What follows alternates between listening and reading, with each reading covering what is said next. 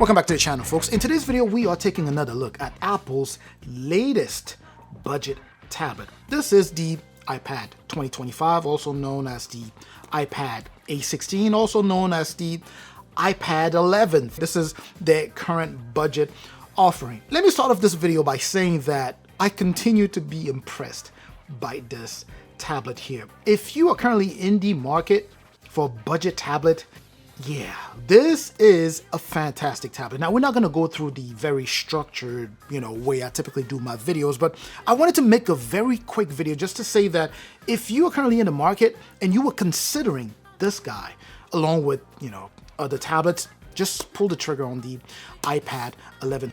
Every now and then, Apple would stumble and do something like this and actually offer pretty good value. Last year, if you remember with the iPad 10th gen, you had 64 gigs and it cost more than this. It was $450. This is $350. So you get double the storage, you get more RAM here, and of course you get a more powerful chipset, right? I'm talking much more powerful than what you had with last generation. You are going to stumble upon a bunch of deals online that says, hey, get the iPad 10, which by the way looks exactly like this one. They're going to tell you, get the iPad 10, for $250 or $275. Those deals look good, but trust me, this is a better deal. Rather than getting the iPad 10 for $280, $275 or whatever, add a little bit more money if you can stretch your budget to $350 so that you can pick up this guy. Go ahead and go for it. Otherwise, if you can only afford the, iPad 10 at $250 or $280, go for it. It's still a pretty good iPad, but I'm just saying that this offers more value than what we had last year. All right, so let's go ahead and hop into the performance because that's actually what makes me say that this is the tablet to get. As I mentioned, it is loaded with Apple's A16 chip, right? It's pretty powerful. You could do some pretty decent multitasking, although this is not built for multitasking. In fact, the UI here is not set up in a way you would get on the, iPad Air 13-inch or even the iPad Pro, right? For you to truly multitask, but still, you could do a little bit of toggling between a couple of multiple windows or having some stuff run in the background here. As I mentioned, you have more RAM here, 6 gigs of RAM, 128 gigs of internal storage that you cannot expand, but you're able to run and have things running in the background much better than you would with the previous generation. On top of that, you can also do some pretty decent video editing here, and render time are definitely much better than what you had with the iPad 10. You can also play some games here, right? When it comes down to gaming, you won't be able to have the highest settings for those super heavy games, but if I were to recommend, or if I had to recommend a budget tablet for gaming, it would probably be this, right? Because a lot of budget Android tablets, when it comes down to gaming or just GPU performance, they can't keep up with what the budget iPad typically offers. And of course, this definitely offers better performance. Now, this comes in different configs. You could get the base 128 gigs of internal storage with 6 gigs of RAM, or you could go for the 256 gigs of internal storage along still with that 6 gigs of RAM. And you also have the other config for 512 gigs with 6 gigs of RAM. Now let's go ahead and move on to camera. Again, I've said this before, people don't buy tablets because of cameras, right? On the back here, you have 12 megapixel as far as the main camera goes. So 12 megapixel wide, it's a wide angle camera. So it's pretty good for, scanning documents, taking pictures of documents. If you want to take pictures, videos, and things like that, it also works. It just won't offer the quality that you would get normally on the phone, right? So I'm pretty sure the phone that you have in your pocket takes better videos and pictures than this. 12 megapixel on the front of the tablet here. That is ultra wide, by the way. It's a really good camera for video calling, right? So if you have, Zoom calls and things like that, or if you're a student and you're using this to watch class, to follow your classes online, this is a pretty good camera. Also, it does have the ability to move. So if you were to, go out of frame, it would zoom in or zoom out to make sure that it keeps you within frame. Center stage would be the feature that I just talked about. In terms of battery, same battery as what we had on the previous generation.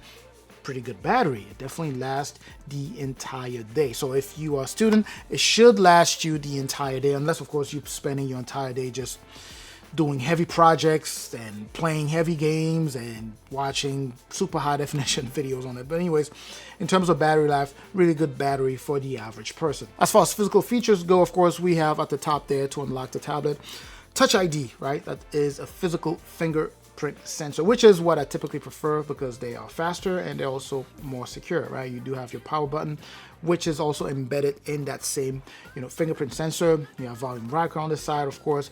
You do have a quad speaker setup. That's just the setup, meaning the grills that you have there, you actually have only 2 speakers, but you have the setup is for quad. It still sounds pretty decent. And of course, you have the USB-C 2.0. It is the same 11 inches display that you had with the previous model. So that same liquid retina IPS display, 500 nits in terms of brightness. So it's fairly bright, for a tablet in this price range here. 11 inches, as I mentioned, the resolution here is 1640 by 2360, right? So pretty decent, PPI density at 264, I believe.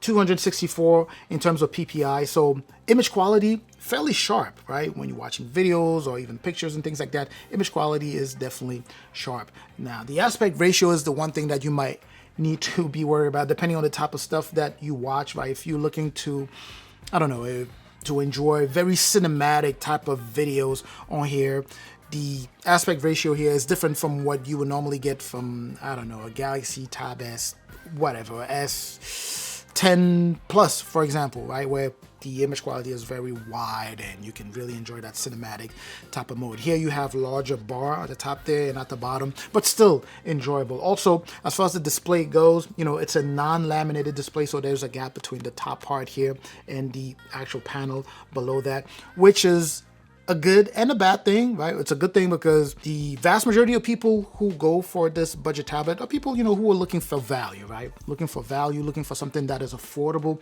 They don't want to spend their money just for nothing, right? To those people, this is good news because if you were to damage the display, you can easily replace because just remove this part and replace it easily.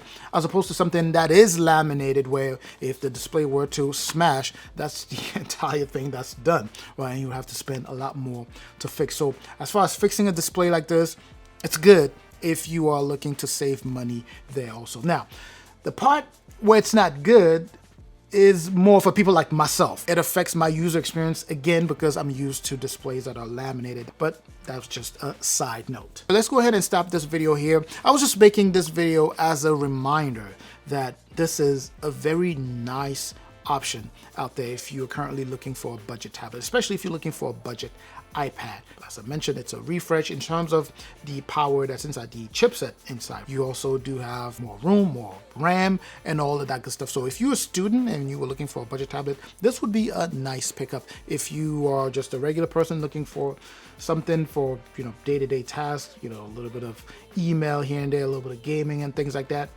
this would be a nice pickup. So check out the links in the description. I've done a little bit of research to see if Best Buy had some deals. They had a couple of deals. I'm not sure if by the time you click on those links, they're still gonna be running those deals. So make sure to check if the links are expired. Just simply do your research and see if you can find some deals on this iPad 11th here. Please make sure to like and subscribe to the channel here if you haven't done so. Make sure to share this video if you know anyone who will be interested. Let me know what any questions you may have in the comment section, or if you are currently in the market looking to buy one of these, I may be able to assist. All right, I'm going to catch you in the comment section. As I mentioned, I'm also going to catch you in the next video. Up until that next video, of course, as always, stay safe out there.